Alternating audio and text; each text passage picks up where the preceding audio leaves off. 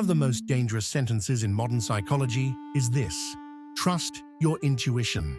Not because intuition is fake, because it is real. That is what makes it dangerous. A false intuition does not arrive politely and say, "I might just be your fear speaking." It arrives like revelation. It tightens the body. It changes the room. It makes a stranger feel threatening, a lover feel destined, an opportunity feel sacred, or a silence feel like betrayal. And because the body is involved, you mistake intensity for truth. But Carl Jung would have been much more careful. He did not treat intuition as magic. He treated it as a psychological function, a way the unconscious perceives what consciousness cannot yet explain. The problem is that the unconscious does not only reveal, it also distorts. It can warn you before evidence appears, but it can also dress an old wound in the costume of prophecy.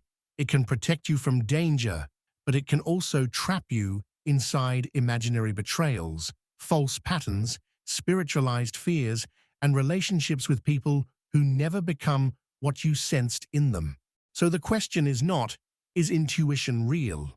The more dangerous question is, which part of you is speaking when you say, "I just know"? When you connect the hidden pieces of Jung's theory, 4 intuitive archetypes begin to appear: the architect, the silent prophet, the weaver, and the diver. Each carries a gift. Each carries a shadow, and each can become possessed by the very perception that makes it powerful. By the end of this video, you may recognize the archetype that most resembles your mind. But the real question will not be which one you are. The real question will be which one has been lying to you. So why does intuition feel so convincing, even when it is wrong? Jung did not define intuition as a vague feeling. He called it a function of perception. Sensation tells you what is physically present. Thinking explains what is logically true. Feeling tells you what something is worth. But intuition perceives what has not yet become clear. It notices patterns before you can name them. That is why intuition feels so strange. The conclusion arrives before the reasons. You do not watch the thought being built. You simply receive the finished verdict. Your mind says, "This person is dangerous. This plan will collapse. This relationship is already over." And because the conclusion arrives whole, it feels like truth. But certainty does not prove accuracy. Certainty only tells you how the perception entered consciousness. It does not tell you whether you interpreted it correctly. This is where intuitive people often deceive themselves. "I felt it so strongly, therefore it must be true." But Jung's deeper question was not only, did you perceive something? It was, what did you perceive? Where did it come from? And what did your personality do with it afterward? Because the intuition itself may be real, while the story you attach to it may be completely wrong. The first question is this: are you perceiving something in the outside world, or are you encountering an image from your own unconscious? Imagine you meet someone and instantly distrust them. One possibility is that your unconscious noticed real signals: a pause before they answered, a contradiction in their tone, a mismatch between their smile and their attention, a strange absence of warmth where warmth should have been. You did perceive something in the person. Jung would call this objective intuition. Not objective because it is automatically correct, but because the intuition is mainly based on data coming from the external object. Something was there, but another possibility exists. Maybe this person awakened something inside you. Their confidence reminded you of someone who once dominated you. Their warmth activated your fear of being manipulated. Their vulnerability triggered your rescuer complex. Their distance touched the old wound of abandonment. Now the perception is still psychologically real, but its source is not primarily them. It is you. This is subjective intuition. You perceived something from the unconscious, then projected it onto the person standing in front of you. And this is one of Jung's most unsettling insights. An intuition can be psychologically authentic without being objectively accurate. You may have received a real message from the unconscious, but misunderstood who the message was about. You thought it was a warning about them. It may have been a revelation about you. Jung also separates concrete intuition from abstract intuition. Concrete intuition stays close to a real situation. You sense that this patient is deteriorating. This deal is about to break. This friendship has shifted. This opportunity is opening right now. Something is happening here, in this moment, with this person, in this room. Abstract intuition sees the pattern behind events. It asks, what does this represent? Where is this leading? What invisible structure connects these unrelated things? What is trying to emerge beneath the surface? One kind of intuition sees the emerging fact. The other sees the hidden architecture behind many facts. Now we have the coordinates. Intuition can move outward or inward. It can perceive something in the world or something released inside the psyche. It can stay close to the situation or rise into symbolic patterns. But one more question matters. What does your conscious mind do with the intuition after it arrives? Does it try to structure it, or does it try to understand its meaning? That gives us the 4 archetypes. And this is where Jung's theory becomes more personal, because each archetype does not only describe how you see, it describes how you can be deceived. Put these distinctions together, and the first intuitive archetype begins to appear, the architect. The architect walks into chaos and sees the structure. Other people see fragments, contradictions, numbers, motives, events, noise. But inside the architect, the fragments begin arranging themselves into a model. The answer often appears first. The explanation comes later. This is inward intuition, shaped by thinking. The architect does not merely have a vision. The architect wants to turn the vision into a system. This person senses where an institution is weak, where a plan will fail, where a relationship contains an unsustainable contradiction, where everyone else is arguing over symptoms while the real structure remains untouched. The gift of the architect is strategic depth. They can often see the collapse before the collapse begins.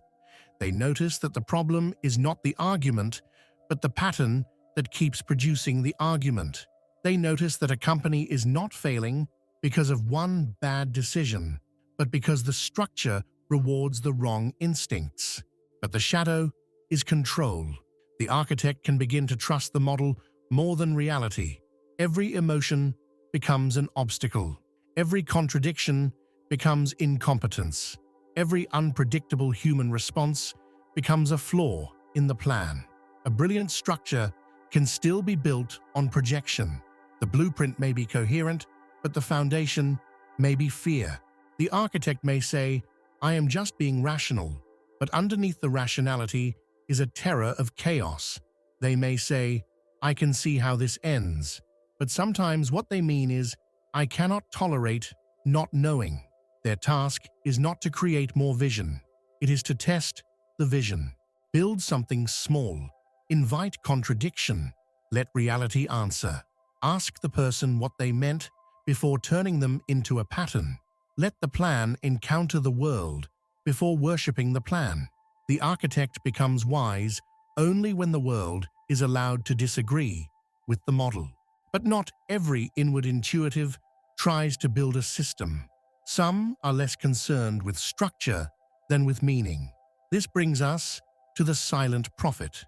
The silent prophet also receives intuition inwardly. But the first question is not, how is this structured? The first question is, what does this mean? An image, dream, encounter, silence, or pattern arrives with moral weight. It feels like a summons. The silent prophet senses what a family refuses to say, what a community is sacrificing, what a person is becoming underneath the role they perform, what wound is hiding beneath everyone's politeness. This is inward intuition, shaped by feeling. The prophet does not only ask whether something will work, they ask whether it violates the soul. That is the gift. The silent prophet protects meanings the world has no use for, truths that are not profitable, wounds that are not convenient, beauty that cannot be measured, human depth that systems erase. They notice when a room has become spiritually dishonest. Sometimes they are the only person brave enough to say what everyone else has agreed not to know. But the shadow is moral inflation. The prophet may assume that seeing the wound means they have been chosen to heal it. Concern becomes rescue. Insight becomes authority. Refusal from others becomes proof that they alone are brave enough to see. This is how martyrdom begins. The silent prophet keeps giving to people who did not ask to be saved, then experiences their resistance as betrayal. And this can be hard to see because the original perception may have been true. There may have been a wound. There may have been a lie. But seeing something does not mean you own it. The prophet's task is translation without inflation. Speak the truth, but do not turn the vision into a throne. Ask, does this message belong to the world, to this relationship, to this moment, or only to my own inner life? The silent prophet becomes wise when meaning becomes embodied conduct, not superiority. The next archetype moves in the opposite direction. Instead of receiving one complete inner image, the weaver expands outward through ideas, connections, and possibilities. The weaver does not begin with one complete inner image. The weaver moves outward. One idea activates 5 more. One contradiction opens a new theory. One casual sentence becomes a thread into an entire conceptual world. This is outward intuition, shaped by thinking. The architect converges. Many fragments become one structure. The weaver expands. One structure reveals many possible worlds. The architect asks, what hidden design explains this? The weaver asks, what else could explain it? The gift is conceptual freedom. The weaver escapes false binaries, exposes hidden assumptions, connects psychology with politics, mythology with technology, private behavior with collective patterns. When everyone is trapped inside an old framework, the weaver finds the forgotten opening. They are often the person who says, what if the opposite is also true? What if this problem belongs to a larger system? What if the thing we are calling irrational is actually a different kind of intelligence? The weaver makes the mind feel alive again. They loosen the prison of certainty. But the shadow is endless possibility. The web expands until it has no center. Every conclusion produces another objection. Every choice excludes a possibility. Every commitment feels like intellectual death. So the weaver becomes brilliant at dissolving certainty, but unable to choose what deserves loyalty. Life becomes theory, elegant, subtle, impressive, but unlived. The weaver can mistake movement for progress. They can keep opening doors without ever walking through one. They can become addicted to the beginning of understanding, because the beginning is where everything still feels possible. The weaver's task is to choose one thread and follow it far enough to meet resistance. Write it, build it, test it, live it. Let one idea become inconvenient. Let one possibility demand sacrifice. A possibility that survives reality becomes knowledge. The rest are just beautiful corridors in a house no one inhabits. But outward intuition does not always move through theories. Sometimes it moves through people, relationships, and unrealized potential. This is the diver. The diver moves outward too, but not primarily into ideas. The diver enters the unrealized life inside people, relationships, projects, and paths. Where others see what is there, the diver feels what could come alive. This is outward intuition, shaped by feeling. The diver may meet someone for 10 minutes and sense the person hidden underneath years of adaptation, a neglected gift, a silenced desire, an unlived identity. a future self waiting for permission. Some people need another mind to recognize their possibility before they can believe in it themselves. That is the diver's gift. They awaken buried life. But this is also the most seductive shadow. The diver can fall in love with potential instead of reality. What someone could become begins to matter more than what they repeatedly choose. Possibility gets mistaken for character. Hope gets mistaken for evidence. The diver sees the hidden person inside someone and begins relating to that person instead of the actual one. This can cost years because the diver does not feel like they are ignoring reality. They feel like they are seeing a deeper reality. But potential is not a promise. A seed is not a tree.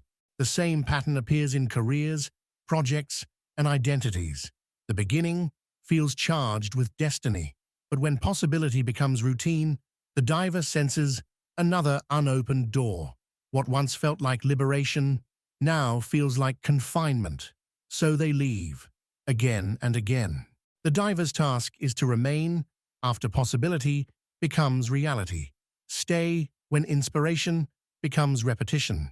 Judge people by sustained choices, not hidden potential. Ask not only, what could this become? Ask, what is this becoming through repeated action? A possibility deserves devotion only when someone is willing to participate in making it real. At this point, if you belong to an intuitive type, you may already recognize yourself in one of these patterns. But how can you tell which archetype most strongly shapes your intuition? Here is the simplest way to find your archetype. First question, does your intuition move inward or outward?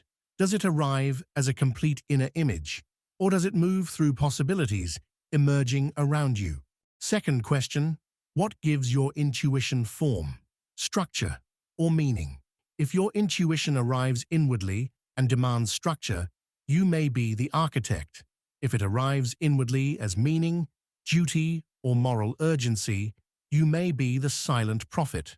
If it moves outward into ideas, connections, and alternate explanations, you may be the weaver. If it moves outward into people, paths, and unrealized potential, you may be the diver. If you know MBTI, each archetype has a few close relatives. The architect resembles the INTJ or ENTJ. One sees the strategy inwardly, the other builds it outwardly. The silent prophet resembles the INFJ or ENFJ. One begins with inner meaning, the other with people and collective emotion. The weaver resembles the ENTP or INTP. One expands through possibilities, the other begins with analysis and then explores alternatives. And the diver resembles the ENFP or INFP. One discovers meaning through possibility, the other searches for possibilities that express inner values. But these are only parallels, not exact identities. And Jung would warn you not to turn this into another identity cage. The real question is not which label describes you perfectly. The real question is, where does your intuition most often deceive you? Control, martyrdom, endless possibility, attachment to potential. That is where the work begins, because your archetype is not proven by what you see clearly. It is revealed by the mistake you keep making with conviction. So how do you honor intuition without becoming possessed by it? First, separate perception from interpretation. Something changed in this person is a perception. They are going to betray me is an interpretation. This path contains possibility is a perception. This is my destiny is an interpretation. The perception may deserve attention. The interpretation must be tested. Second, ask where the information came from. What did the person or situation actually reveal? And what did they awaken inside you? If several unrelated people keep producing the same intuition, you may not be discovering the same truth about all of them. You may be meeting the same unconscious image inside yourself. Third, let reality answer. What facts would support the intuition? What events would challenge it? What happens when time tests it? Real intuition does not need protection from reality. Only ego does. Finally, give the intuition an embodied task. The architect must build. The prophet must speak without demanding obedience. The weaver must choose one thread and test it. The diver must stay long enough to see whether potential can survive ordinary life. This is how intuition matures, not by becoming louder, but by becoming more accountable. And this brings us back to the danger we began with. Jung did not give intuition divine authority. He gave it psychological dignity. He saw that the unconscious can perceive patterns, meanings, possibilities, and dangers long before the conscious mind can explain them. But he also knew intuition is creative. It does not only receive, it also adds. That is why intuition is both gift and danger. The architect can reveal the hidden structure or imprison life inside a model. The silent prophet can protect forgotten truth or turn private meaning into moral superiority. The weaver can liberate thought or disappear into endless alternatives. The diver can awaken hidden life or waste years loving what never chooses to exist. The task is not to silence intuition, and it is not to obey every inner certainty. The task is harder. Receive the perception, examine its source, test the interpretation, then give it a form capable of meeting reality. Because immature intuition says, "I felt it, therefore it is true." Mature intuition says, "Something has been shown to me. Now I must discover what it is, where it came from, and what it asks me to become." If you found this video useful, subscribe so you don't miss the next one, and our continuing deep dive into the psychology of intuitive minds. And if you would like to support this work and help make more videos like this possible, you can join the channel membership using the join button below the video. But before you leave, remember this: your intuition was never a weakness. It may be one of your greatest gifts, but only when you understand its limits.